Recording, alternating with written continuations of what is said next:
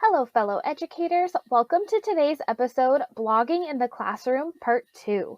I hope that everyone has had a wonderful start to their school year. I know mine's been a bit crazy. I started a new job at a new school as an 8th grade science teacher. So now that I've gotten into the groove of things at my new school, I am so happy to be back to this podcast. In today's episode, we're going to look at how to use blogs in every subject area. I even spoke with a teacher about their experience using blogs, so I am so excited to share their story. If you have not listened to Blogging in the Classroom Part 1, make sure you go back and take a listen there first. The first part really looks at why you might consider using a blog in your classroom as well as tips to get started. So without further ado, here we go.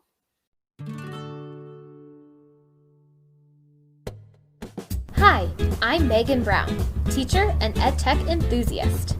Thanks for joining me on this journey to learn and share meaningful ways to integrate technology into everyday lessons. So, you want to teach with technology? Let's get started.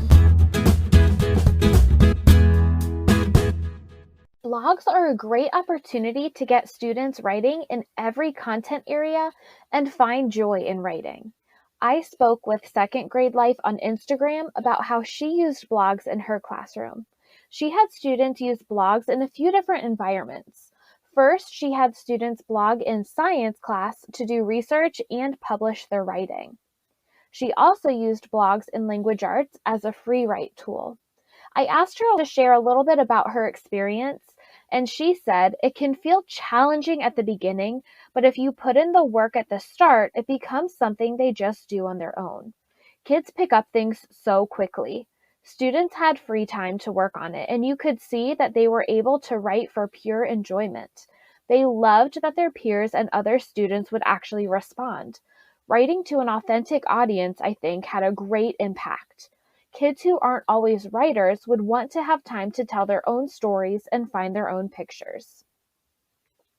It was so great to hear that second graders could have successful blogs, so it's definitely a tool that can be used at every grade level. So now let's look at a few examples of how you can use blogs in whatever subject you teach. This is not meant to be an extensive list, but I do hope that it gets you thinking if blogs are something that you're interested in trying out, or if you want to expand on your use of blogs in your classroom. First, there are some uses of blogs that are broad enough that they can be used in any classroom. First, you can use blogs at the beginning of the year as a get to know you activity. So students can write about themselves, and then their classmates can read and comment on each other's posts.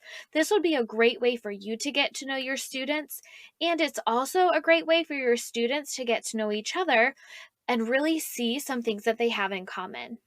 Next, blogs are a great opportunity for students to teach concepts. Students can have an authentic audience where they can really explain what they've learned and teach those who read their blog what they know. This is such a great way to incorporate higher level thinking because if a student is able to explain and articulate a concept, it really helps ingrain it in their long term memory. Similarly, you could use blogs as a way to have a jigsaw where each person writes a blog post about part of a topic and everyone has to read and respond to those posts. I know I've tried a jigsaw where students move into different groups, but putting it online would make jigsaw go even smoother. You can have small group blogs where each person teaches their concepts and everyone reads through them and responds with their questions if something doesn't make sense or their feedback. Next, students can write about a misconception or a common mistake that they make and why this is a misconception. This is a great opportunity because it really makes some of those common misconceptions explicit to students and helps them modify their thinking about why those misconceptions are incorrect. Next, you can have students write blogs about real-world examples of what you're learning about. So when a student sees something in the real world that relates to what they're learning, they can add it to their blog.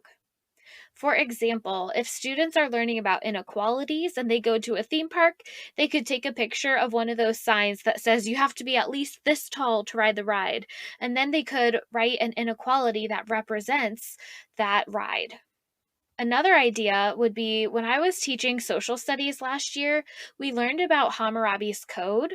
And after we learned about it, I started hearing it referred to on the news and just in real life all the time. So that would have been a great thing to blog about.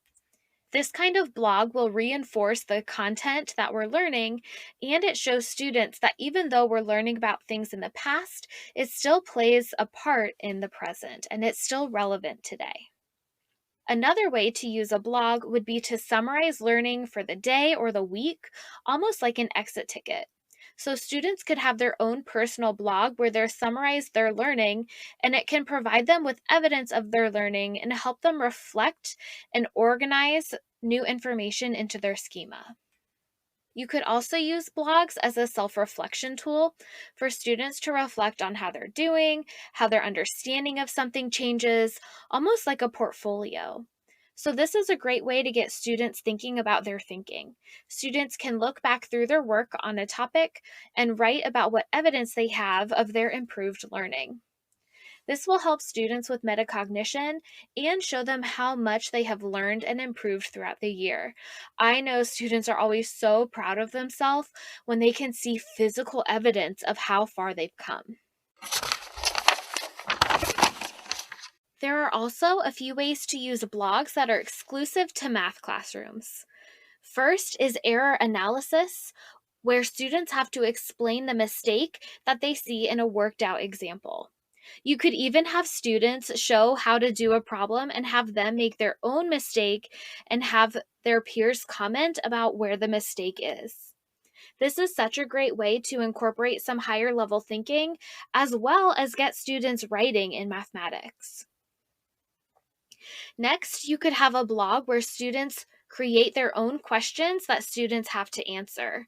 This would be a great way to get students to practice the content, and it will give them some ownership over their learning. Next, let's look at how science teachers can use blogs.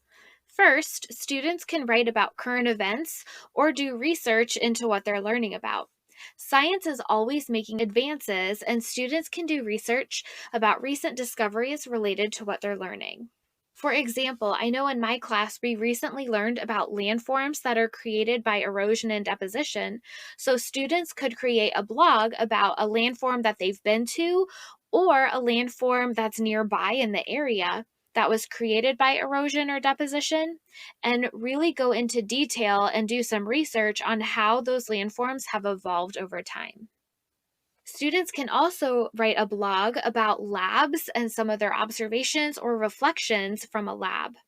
This is a great opportunity for students to share their observations so that their classmates can comment if they have similar observations or if their experiment is yielding different results.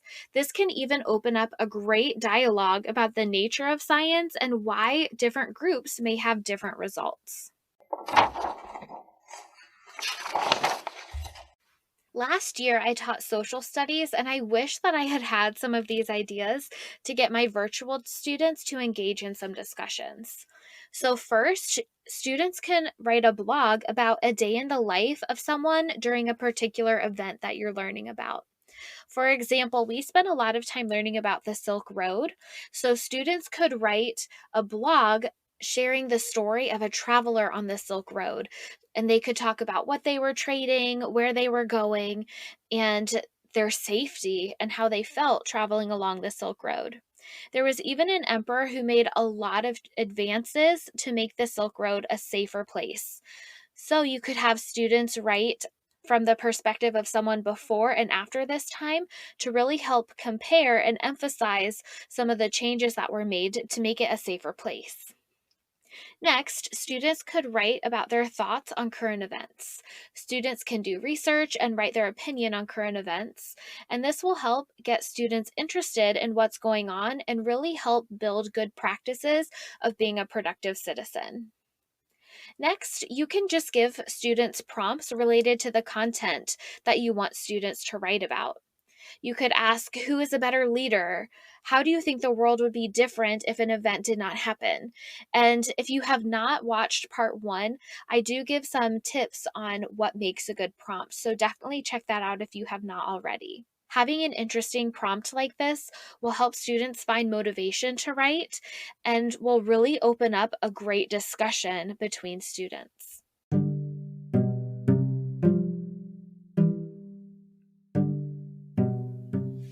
Finally, let's look at how language arts teachers can use blogs in their classroom. First, language arts teachers can use blogs as a free write where students can have a personal blog. This will really help students get passionate about writing. It can be published to the class or it can be private between the student and the teacher. A lot of times, this is such a great resource for students to just write about their life and process what's going on. As a teacher, it can give you insight into your students and their interests, and it can also alert you if there's things going on in their home life. Next, you can have students write about reflections on their silent reading book. This can help students stay accountable for their silent reading, and it can give them an outlet to reflect on and discuss their book. If they have classmates who have read the same book, they can comment and open a discussion as well. This could even become like a virtual book club for students to discuss their thoughts on a shared book. So if you are interested in using blogs in your classroom, hopefully some of these strategies have given you ideas of what you can do first to incorporate them in your classroom.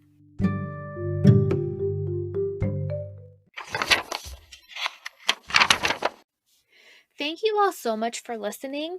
Please share how you're using blogs with the 2 Teach with Tech community on Facebook, Twitter, Instagram, and TikTok. The username is the number 2 Teach with Tech.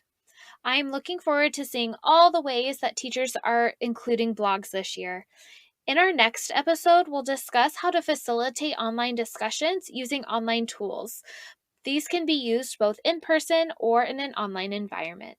If you have any specific questions you want addressed, or if you want to share your strategies to facilitate discussions, please email me at the number 2 teachwithtech@gmail.com. If you're enjoying this podcast, please make sure to tell your friends and colleagues and leave a review on Apple Podcast. I cannot wait to chat with you next time, but until then, just keep teaching with technology.